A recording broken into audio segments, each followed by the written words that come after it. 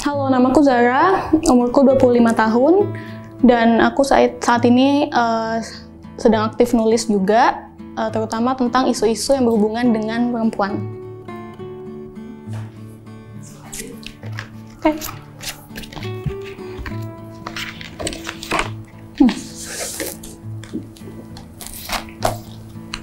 Apa sih yang bikin kamu jadi seorang feminis? Oke. Kalau menurutku hidup dalam sebuah dunia yang diskriminatif dan kayak juga nggak ramah terhadap perempuan itu adalah alasan yang cukup kuat untuk membuat siapapun menjadi aware terhadap isu-isu ini, dan bahwa kayak ketidakadilan tuh ada gitu loh. Jadi kayak kalau aku sih pribadi itu sih yang membuat, karena kayak ya udah, it's a struggle that I live with gitu. Lalu kemudian kamu mengakui diri kamu feminis. Ya, I guess. Lalu, julukan feminis itu sebenarnya didapatkan dari diri sendiri atau orang lain? Menurut aku, kayak sebenarnya labelnya itu bisa dari diri sendiri, bisa dari orang lain sih, tapi menurutku kayak fokusnya mending tidak ke label, tapi kayak apa yang udah kamu lakukan aja sih untuk menghilangkan seksisme. I'm not saying itu nggak penting, cuman kayak kalau kamu fokusnya kayak I'm no feminist and I'm not a feminist, tapi kamu nggak melakukan apa-apa ya sama aja gitu, kayak kayak daripada kamu ngomong mending kamu melakukan gitu in a way.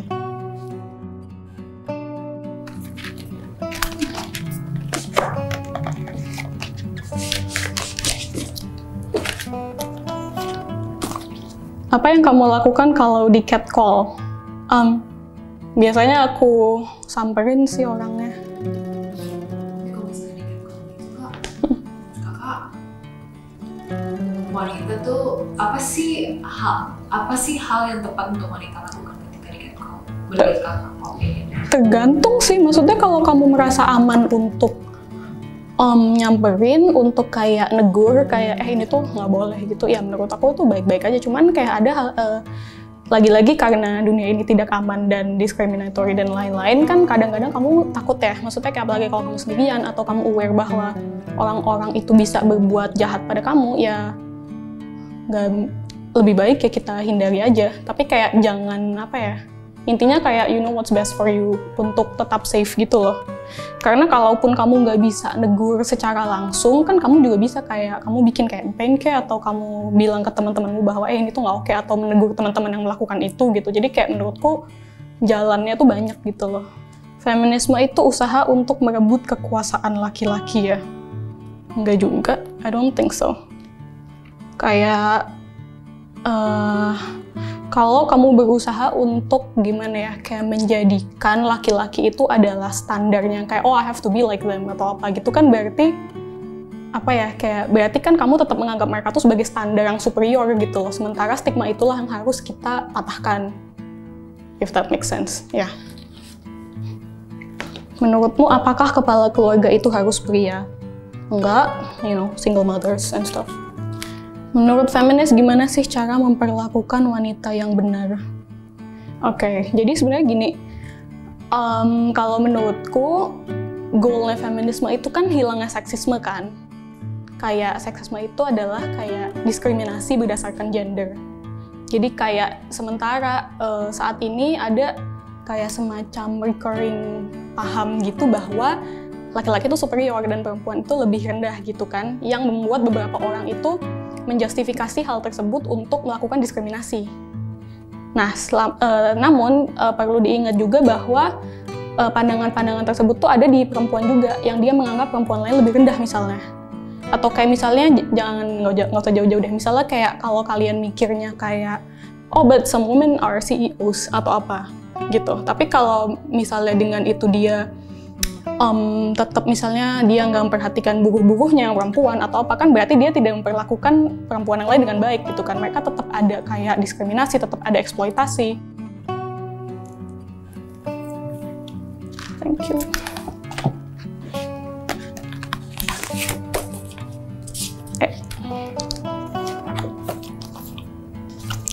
Ya ini, saat ikut turun aksi suka mikir nggak kadang yang diperjuangkan itu mau sampai mana. Oke, tadi kayak yang tadi aku bilang kan, goalnya feminisme adalah menghilangkan seksisme itu. Jadi yang diperjuangkan adalah sebuah dunia, sebuah lingkungan di mana semua orang itu saling mendukung, saling membantu dan merasa aman dengan satu sama lain.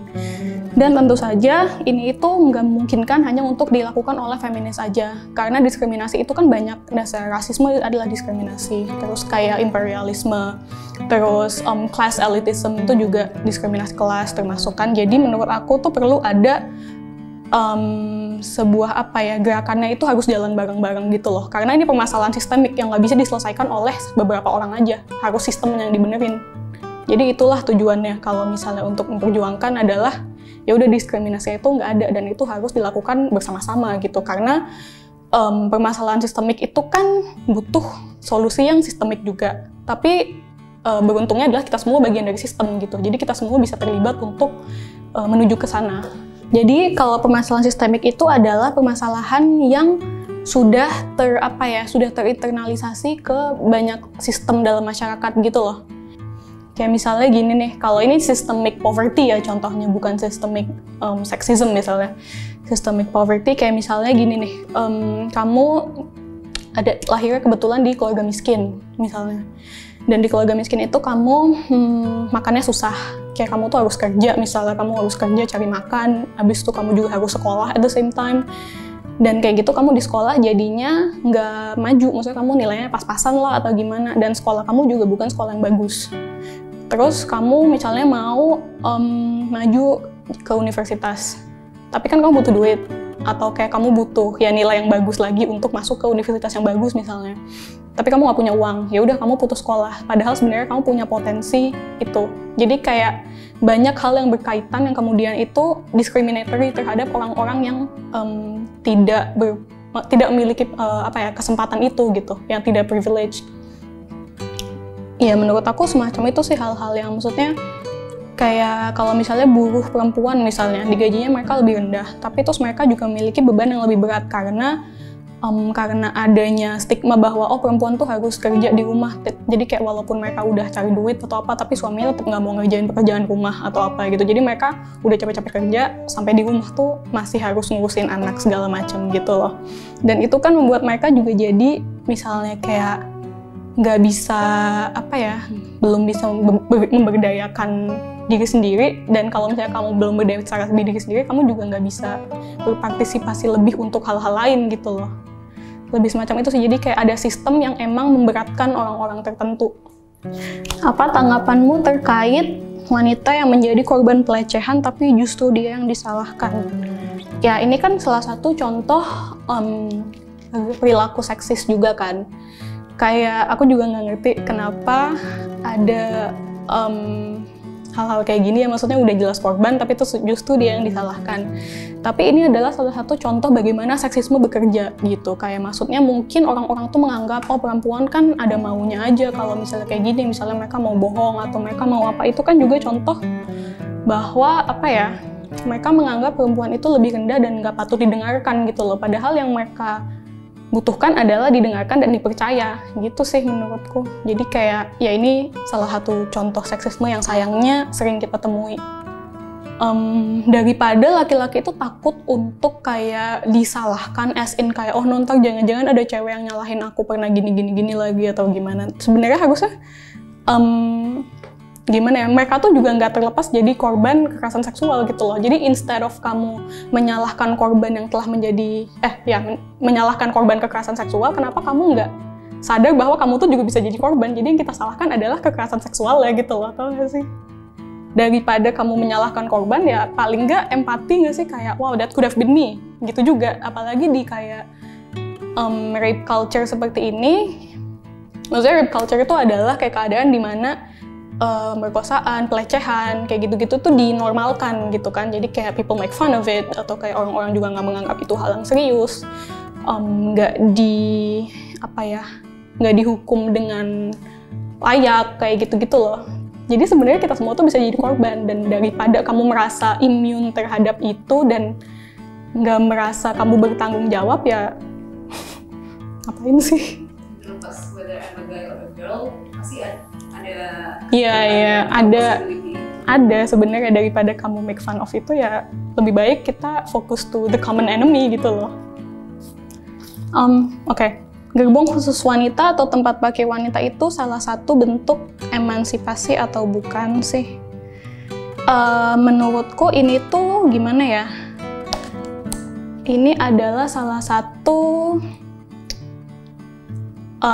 adalah outcome. Jadi ini tuh bukan permanent solution, tapi ini adalah salah satu outcome bahwa ada fakta kalau perempuan itu misalnya kalau di gerbong yang dicampur lebih rentan terhadap misalnya pelecehan, atau misalnya kayak tempat parkir itu kan suka gelap gitu kan, dan jauh dan sepi gitu kan, itu juga perempuan rentan terhadap pelecehan. Maka dari itu gerbong khusus wanita atau tempat parkir itu diadakan gitu kan. Tapi kan itu cuman solusi yang sementara. Sementara lagi-lagi permasalahannya adalah kenapa masih ada orang yang mau melecehkan gitu loh. Jadi kayak sebenarnya ini tuh kayak kalau kamu luka, kaki kamu patah, terus kamu dikasih hansaplas gitu, kayak dikasih ya plester gitu, kayak nggak sembuh beneran, nggak sembuh dengan baik, itu tuh cuma nutupi doang gitu. Tapi ya, jadi I guess itu cuma solution yang nggak permanen sih.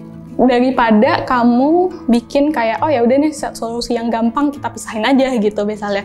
Ya yang cepat dan gampang, kenapa kamu nggak bikin edukasi pada laki-laki misalnya, yang kayak kamu jangan melecehkan gitu misalnya. Kayak gitu loh. Jadi kayak permasalahan intinya tuh nggak di-address sebenarnya. Ini tuh kayak cuman temporary solution aja. Terus ada kenapa sih feminis galak, gampang tersinggung, dan suka marah-marah? I don't know where this came from. Siapa nih yang nanya? Ya, but anyway, menurutku sih, kalau kamu gimana ya, kalau kamu telah mengalami opresi, kamu telah mengalami diskriminasi yang sedemikian rupa dari kamu kecil sampai kamu dewasa atau apa, menurutku nggak ada salahnya kalau orang itu marah. At some point pasti kayak udah enek gitu nggak sih? Kayak maksudnya kalau kamu dijajah aja kamu marah gitu loh. Dan ini tuh ya sesuatu yang kamu harus lakukan, harus kamu temui setiap hari. Jadi kayak ya marah itu kan perasaan normal ya, manusia tuh bisa marah, bisa sedih, bisa kecewa dan lain-lain. Jadi ya kenapa harus fokus pada kayak galak, gampang tersinggung, dan suka marah-marah, alih-alih fokus pada kenapa orang-orang itu suka misalnya melecehkan, atau orang itu suka memandang rendah, atau apa. Gitu sih menurutku fokusnya. Kenapa fokus pada outcome-nya dan tidak fokus pada problemnya. Feminis itu lebay. Bagaimana pendapatmu terhadap opini ini? Ya, menurutku sih semua orang bebas beropini. Kayak opininya jelek ya udah gitu, kayak I don't have, kayak itu bukan tanggung jawabku untuk mengubah opini orang juga sih. Tapi kalau menurutmu hak-hak perempuan atau misalnya memperjuangkan hak yang harusnya kamu miliki itu lebay, ya udah, that's on you aja. Berarti kamu nggak pernah melakukan itu gitu. Maksudnya kayak kalau kamu selama hidupnya udah bisa, misalnya gini, kalau kamu misalnya gampang kamu laki-laki nih, terus kamu bisa nih kayak pulang malam, terus kamu misalnya kamu pulang malam naik public transport, naik Transjakarta misalnya, terus kamu jalan kaki dan kamu kayak merasa aman aja, kasual pulang ke rumah gitu kan, ya udah kayak pasti mungkin misalnya dia menganggap kita yang kayak kita diiniin orang gini, terus pasti lebay karena ya dia nggak mengalami gitu loh, tau gak sih? Jadi kayak ya that says a lot about you aja sih, kayak oh ya udah, kalau kamu pertama nggak mengalami dan kedua nggak empati, ya udah. Semua nanya Kak, menurut pandangan Kakak mengenai kayak perdebatan mungkin ini di antara dua orang, misalnya wanita karir atau wanita ibu rumah tangga. Menurut dari segi feminis tuh perjuangan itu apakah emang dengan menjadi wanita karir juga bisa menjadi ibu rumah tangga, atau lebih baik menjadi ibu rumah tangga menjadi wanita seutuhnya? Oke, kalau kayak gitu sih menurutku lebih ke kayak sebenarnya goalnya kalau kayak gitu ya, kalau dari feminisme adalah kenapa harus milih gitu. Kenapa harus ada satu yang lebih baik daripada yang lain kalau misalnya kedua-duanya tuh valid gitu loh. Cuma saat ini buktinya adalah, pertama, kalau kamu jadi perempuan bekerja, kamu tetap harus ada ekspektasi bahwa harus ngurus rumah, ngurus anak, segala macam. Sementara kalau kamu jadi ibu rumah tangga, kamu udah bekerja, misalnya kerja jadi ibu rumah tangga itu kan capek ya, kayak itu udah kayak full time job sendiri, tapi kamu nggak ada kompensasi apapun, nggak ada kompensasi uang atau apa gitu. Jadi sebenarnya goalnya adalah ya semuanya tuh dibagi dengan rata gitu loh, if that makes sense. Kayak maksudnya kalau perempuannya sudah bekerja, ya mungkin sebaiknya ada yang bisa membantu. Misalnya kayak kalau misalnya dia punya suami, ya suaminya juga membantu di rumah gitu loh. Dan gak ada stigma terhadap kayak suami yang tidak bekerja atau dia membantu di rumah itu nggak ada. Sementara kalau misalnya ibu rumah tangga ini memilih untuk mengurus anak di rumah, ya harusnya ada kompensasi juga terhadap apa yang dia lakukan gitu loh. Jangan karena kayak, oh ya perempuan kan emang kerjanya di rumah, jadi kayak yang nggak dibayar gitu loh. Kayak tau nggak sih, jadi kayak ya kalau kayak gitu berarti goalnya feminisme adalah ya menghilangkan default yang selama ini diskriminatif itu sih. Terakhir Kak, maaf ya, apa sih pesan Kakak mungkin untuk yang nonton video ini? Mungkin mungkin pesan itu juga dapat apakah kepada fellow women atau kepada siapa? Jadi kalau aku bisa ngomong sih mungkin perlu diingat aja bahwa feminisme itu untuk semua orang. Jadi kayak kamu nggak harus menjadi orang-orang tertentu, kamu nggak harus menjadi orang-orang dari kayak gender tertentu atau dari kayak kelas sosial tertentu untuk menjadi feminisme dan memperjuangkan hak-hak yang harusnya dimiliki oleh setiap orang.